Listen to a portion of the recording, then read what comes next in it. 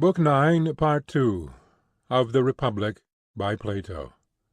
This recording is in the public domain. The second proof is derived from the nature of the soul. Seeing that the individual soul, like the state, has been divided by us into three principles, the division may, I think, furnish a new demonstration. Of what nature? It seems to me that to these three principles three pleasures correspond, also three desires and governing powers. How do you mean? He said.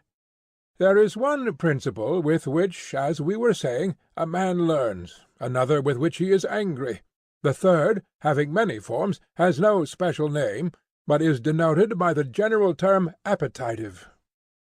From the extraordinary strength and vehemence of the desires of eating and drinking and the other sensual appetites, which are the main elements of it. Also money-loving, because such desires are generally satisfied by the help of money. That is true, he said. If I were to say that the loves and pleasures of this third part were concerned with gain, we should then be able to fall back on a single notion, and might truly and intelligibly describe this part of the soul as loving gain or money. I agree with you. Again, is not the passionate element wholly set on ruling and conquering and getting fame? True. Suppose we call it the contentious or ambitious. Would the term be suitable? Extremely suitable. On the other hand, every one sees that the principle of knowledge is wholly directed to the truth, and cares less than either of the others for gain or fame. Far less. Lover of wisdom, lover of knowledge, are titles which we may fitly apply to that part of the soul? Certainly. One principle prevails in the souls of one class of men, another in others, as may happen. Yes. Then we may begin by assuming that there are three classes of men, lovers of wisdom, lovers of honor, lovers of gain. Exactly. And there are three kinds of pleasure, which are their several objects. Very true. Now, if you examine the three classes of men, and ask of them in turn which of their lives is pleasantest, each will be found praising his own, and depreciating that of others. The money-maker will contrast the vanity of honor or of learning if they bring no money with the solid advantages of gold and silver. True, he said. And the lover of honor, what will be his opinion? Will he not think that the pleasure of riches is vulgar, while the pleasure of learning, if it brings no distinction, is all smoke and nonsense to him? Very true. And are we to suppose, I said, that the philosopher sets any value on other pleasures in comparison with the pleasure of knowing truth, and in that pursuit abiding, ever learning, not so far indeed from the heaven of pleasure? Does he not call the other pleasures necessary, under the idea that if there are no necessity for them, he would rather not have them? There can be no doubt of that, he replied. Since, then, the pleasures of each class and the life of each are in dispute, and the question is not which life is more or less honorable, or better or worse, but which is the more pleasant or painless, how shall we know who speaks truly? I cannot myself tell, he said. Well, but what ought to be the criterion? Is any better than experience and wisdom and reason? There cannot be a better, he said. Then, I said, reflect. Of the three individuals, which has the greatest experience of all the pleasures which we enumerated? Has the lover of gain, in learning the nature of essential truth, greater experience of the pleasure of knowledge than the philosopher has of the pleasure of gain? The philosopher, he replied, has greatly the advantage, for he has of necessity always known the taste of the other pleasures from his childhood upwards. But the lover of gain, in all his experience, has not of necessity tasted, or, I should rather say, even had he desired, could hardly have tasted, the sweetness of learning and knowing truth. Then the lover of wisdom has a great advantage over the lover of gain, for he has a double experience? Yes, very great. Again, has he greater experience of the pleasures of honor, or the lover of honor of the pleasures of wisdom? Nay, he said, all three are honored in proportion as they attain their object. For the rich man and the brave man and the wise man alike have their crowd of admirers, and as they all receive honour, they all have experience of the pleasures of honour. But the delight which is to be found in the knowledge of true being is known to the philosopher only. His experience, then, will enable him to judge better than any one? Far better. And he is the only one who has wisdom as well as experience? Certainly. Further, the very faculty which is the instrument of judgment is not possessed by the covetous or ambitious man, but only by the philosopher. What faculty? Reason, with whom, as we were saying, the decision ought to rest. Yes, and reasoning is peculiarly his instrument? Certainly. If wealth and gain were the criterion, then the praise or blame of the lover of gain would surely be the most trustworthy? Assuredly. Or if honour or victory or courage, in that case the judgment of the ambitious or pugnacious would be the truest? Clearly. But since experience and wisdom and reason are the judges, the only interference possible, he replied, is that pleasures which are approved by the lover of wisdom and reason are the truest. And so we arrive at the result, that the pleasure of the intelligent part of the soul is the pleasantest of the three, and that he of us in whom this is the ruling principle has the pleasantest life. Unquestionably, he said. The wise man speaks with authority when he approves of his own life. And what does the judge affirm to be the life which is next, and the pleasure which is next? Clearly that of the soldier and lover of honour, who is nearer to himself than the money-maker. Last comes the lover of gain. Very true, he said. Twice in succession, then, has the just man overthrown the unjust in this conflict, and now comes the third trial, which is dedicated to Olympian Zeus the Saviour. A sage whispers in my ear that no pleasure except that of the wise is quite true and pure. All others are a shadow only, and surely this will prove the greatest and most decisive of falls? Yes, the greatest. But will you explain yourself? I will work out the subject, and you shall answer my questions. Proceed. Say, then, is not pleasure opposed to pain? True. And there is a neutral state which is neither pleasure nor pain? There is.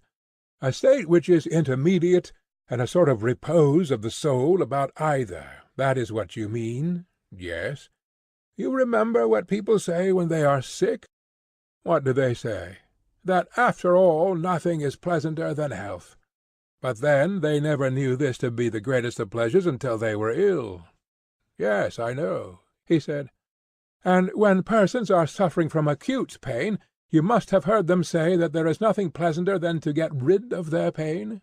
I have.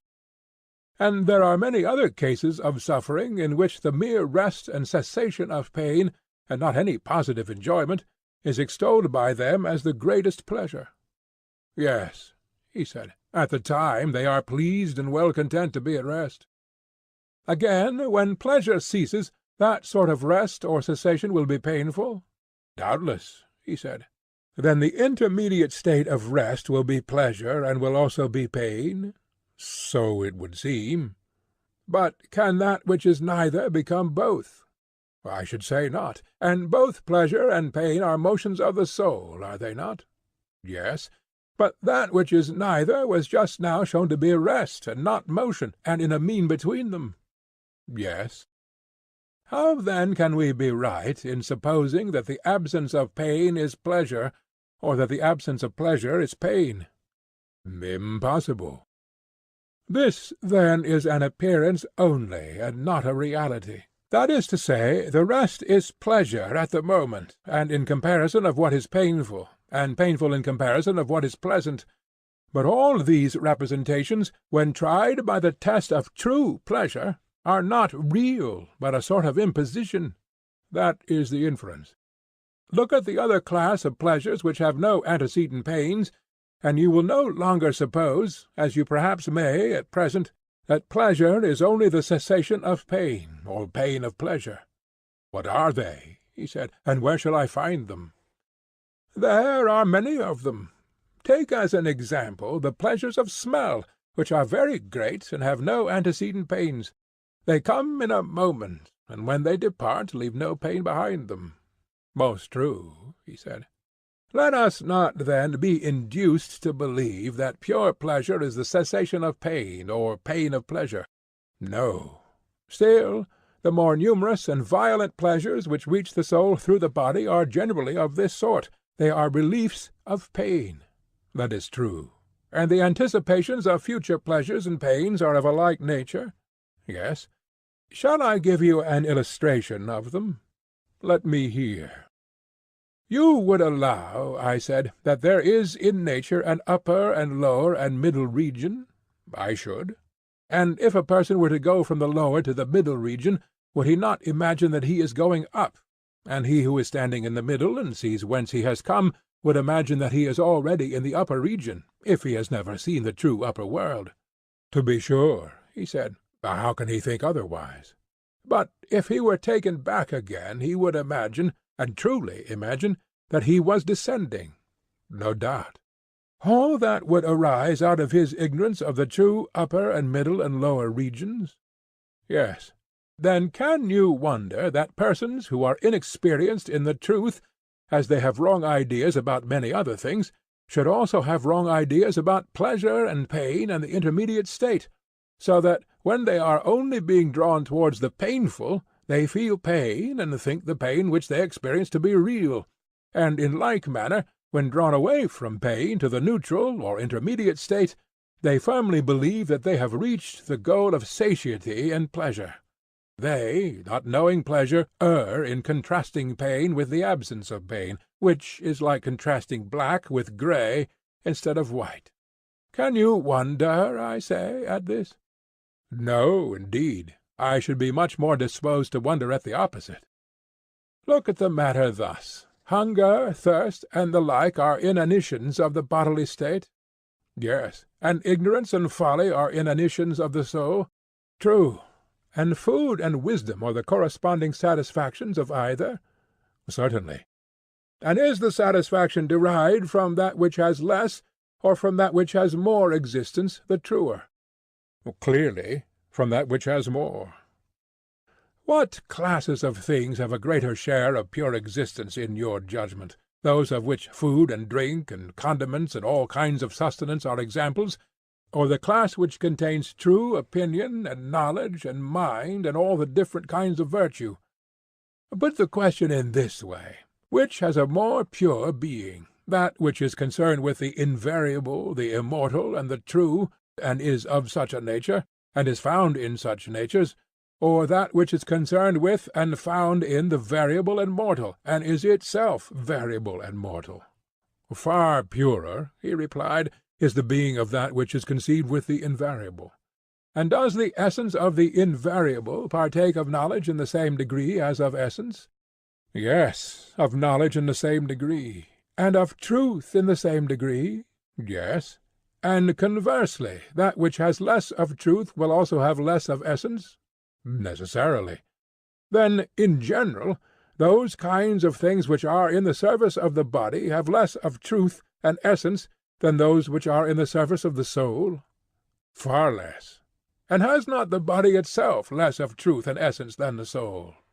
Yes. What is filled with more real existence, and actually has a more real existence, is more really filled than that which is filled with less real existence and is less real? Of course.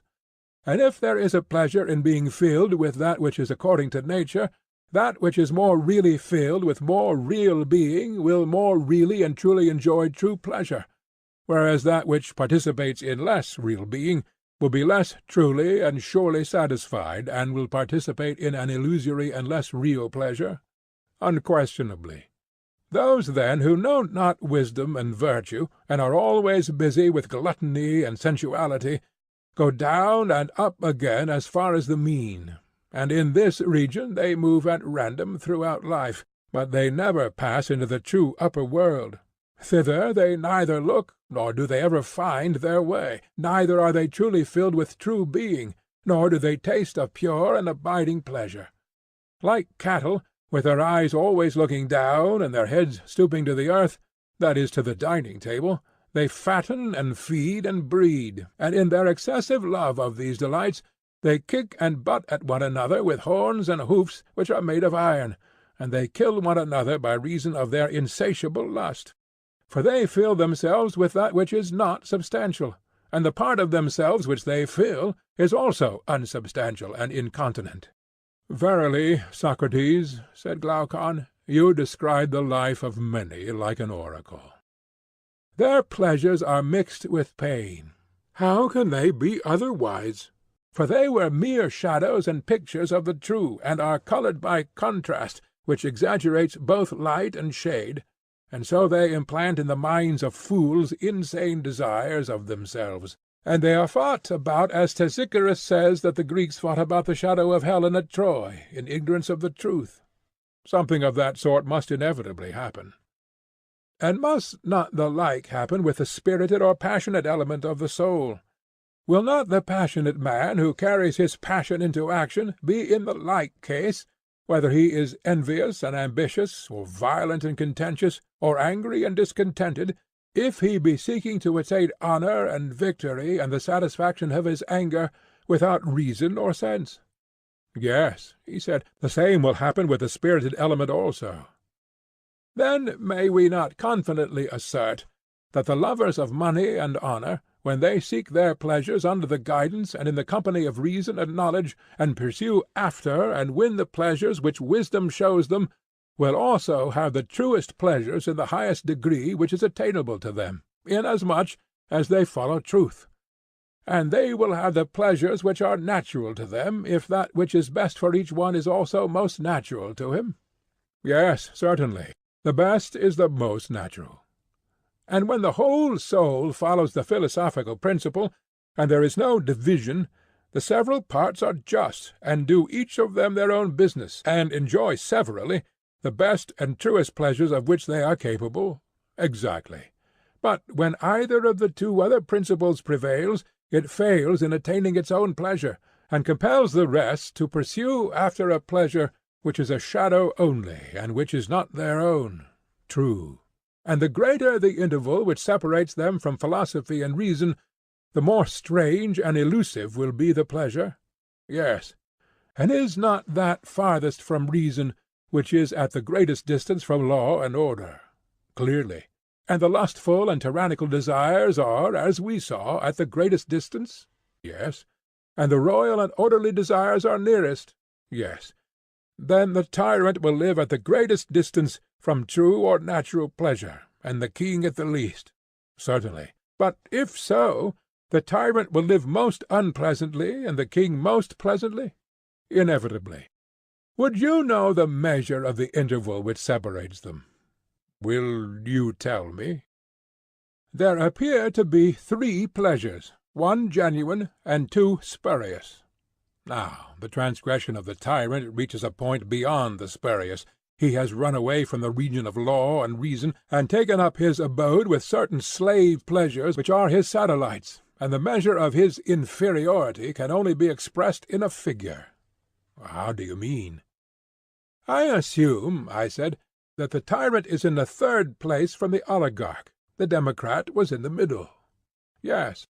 And if there is truth in what has preceded, he will be wedded to an image of pleasure which is thrice removed as to truth from the pleasure of the oligarch? He will. And the oligarch is 3rd from the royal, since we count as one royal and aristocratical? Yes, he is 3rd. Then the tyrant is removed from true pleasure by the space of a number which is 3 times 3. Manifestly. The shadow, then, of tyrannical pleasure determined by the number of length will be a plane figure. Certainly.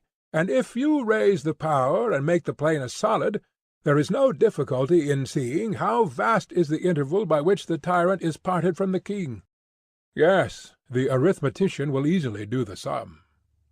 Or if some person begins at the other end, and measures the interval by which the king is parted from the tyrant in truth of pleasure, he will find him, when the multiplication is completed, living 729 times more pleasantly, and the tyrant more painfully by this same interval. What a wonderful calculation, and how enormous is the distance which separates the just from the unjust in regard to pleasure and pain! Yet a true calculation, I said, and a number which nearly concerns human life, if human beings are concerned with days and nights and months and years. Yes, he said, human life is certainly concerned with them. Then, if the good and just man be thus superior in pleasure to the evil and unjust, his superiority will be infinitely greater in propriety of life and in beauty and virtue? Immeasurably greater. Well, I said, and now, having arrived at this stage of the argument, we may revert to the words which brought us hither.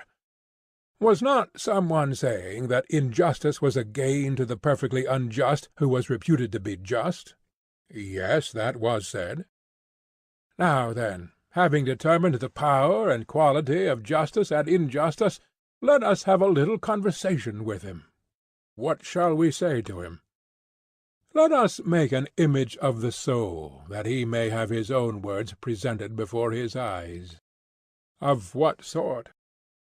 An ideal image of the soul, like the composite creations of ancient mythology, such as the Chimera or Scylla or Cerberus, and there are many others in which two or more different natures are said to grow into one. There are said of having been such unions.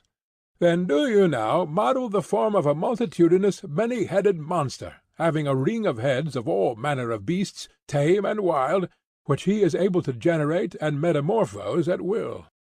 You suppose marvellous powers in the artist, but as language is more pliable than wax or any similar substance, let there be such a model as you propose. Suppose now that you make a second form as of a lion, and a third of a man, the second smaller than the first, and the third smaller than the second. That, he said, is an easier task, and I have made them as you say. And now join them, and let the three grow into one. That has been accomplished. Next, fashion the outside of them into a single image, as of a man, so that he who is not able to look within, and sees only the outer hull, may believe the beast to be a single human creature. I have done so, he said. And now, to him who maintains that it is profitable for the human creature to be unjust, and unprofitable to be just, let us reply that, if he be right, it is profitable for this creature to feast the multitudinous monster, and strengthen the lion and the lion-like qualities, but to starve and weaken the man, who is consequently liable to be dragged about at the mercy of either of the other two, and he is not to attempt to familiarize or harmonize them with one another. He ought rather to suffer them to fight and bite and devour one another.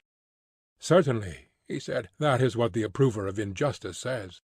To him the supporter of justice makes answer, that he should ever so speak and act as to give the man within him in some way or other the most complete mastery over the entire human creature. He should watch over the many-headed monster like a good husbandman, fostering and cultivating the gentle qualities, and preventing the wild ones from growing. He should be making the lion heart his ally, and in common care of them all should be uniting the several parts with one another and with himself. Yes, he said, that is quite what the maintainer of justice says. And so, from every point of view, whether of pleasure, honour, or advantage, the approver of justice is right and speaks the truth, and the disapprover is wrong and false and ignorant. Yes, from every point of view. Come now, and let us gently reason with the unjust, who is not intentionally in error. Sweet sir, we will say to him, what think you of things esteemed noble and ignoble? Is not the noble that which subjects the beast to the man, or rather to the god in man, and the ignoble that which subjects the man to the beast? He can hardly avoid saying yes, can he now? Not if he has any regard for my opinion. But if he agree so far, we may ask him to answer another question. Then how would a man profit if he received gold and silver on the condition that he was to enslave the noblest part of him to the worst?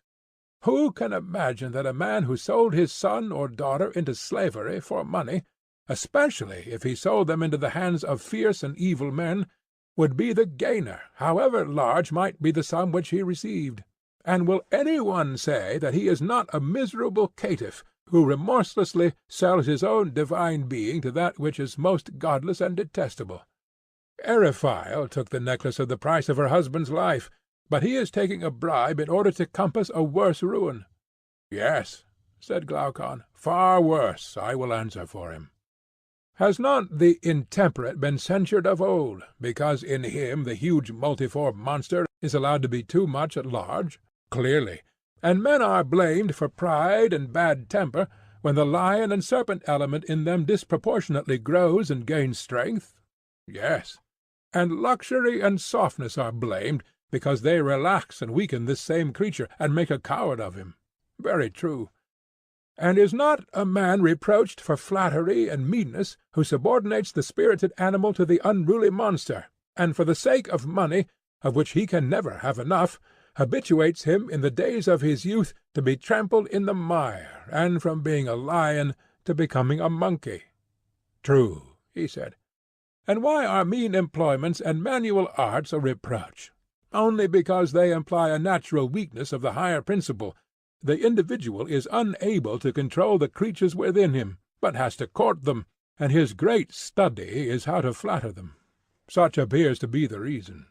And therefore, being desirous of placing him under a rule like that of the best, we say that he ought to be the servant of the best, in whom the divine rules, not, as Thrasymachus supposed, to the injury of the servant, but because every one had better be ruled by divine wisdom dwelling within him, or, if this be impossible, then by an external authority, in order that we may be all, as far as possible, under the same government, friends and equals.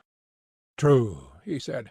And this is clearly seen to be the intention of the law, which is the ally of the whole city, and is seen also in the authority which we exercise over children, and the refusal to let them be free, until we have established in them a principle analogous to the constitution of a state, and, by cultivation of this higher element, have set up in their hearts a guardian and ruler like our own.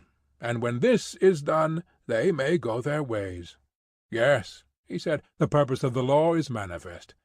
From what point of view, then, and on what ground can we say that a man is profited by injustice or intemperance or other baseness, which will make him a worse man, even though he acquire money or power by his wickedness? From no point of view at all. What shall he profit if his injustice be undetected and unpunished?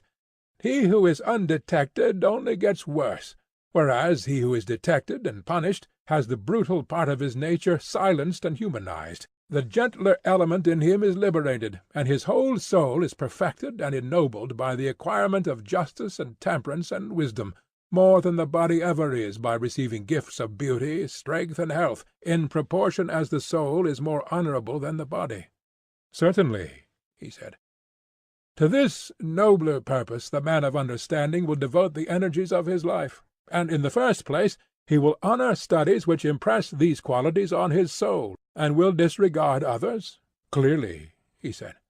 In the next place, he will regulate his bodily habit and training, and so far will he be from yielding to brutal and irrational pleasures that he will regard even health as quite a secondary matter. His first object will be, not that he may be fair, or strong, or well, unless he is likely thereby to gain temperance, but he will always desire so to attemper the body as to preserve the harmony of the soul. Certainly he will, if he has true music in him. And in the acquisition of wealth there is a principle of order and harmony which he will also observe. He will not allow himself to be dazzled by the foolish applause of the world, and heap up riches to his own infinite harm. Certainly not, he said. He will look at the city which is within him, and take heed that no disorder occur in it, such as might arise either from superfluity or from want. And upon this principle he will regulate his property, and gain or spend according to his means. Very true. And for the same reason he will gladly accept and enjoy such honours as he deems likely to make him a better man. But those, whether private or public, which are likely to disorder his life, he will avoid. Then, if that is his motive, he will not be a statesman. By the dog of Egypt, he will. In the city which is his own he certainly will, though in the land of his birth perhaps not, unless he have a divine call. I understand. You mean that he will be a ruler in the city of which we are the founders, and which exists in idea only.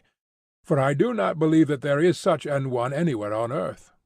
In heaven, I replied, there is laid up a pattern of it, methinks, which he who desires may behold, and beholding may set his own house in order. But whether such an one exists, or ever will exist, in fact, is no matter, for he will live after the manner of that city, having nothing to do with any other. I think so, he said. End of Book 9.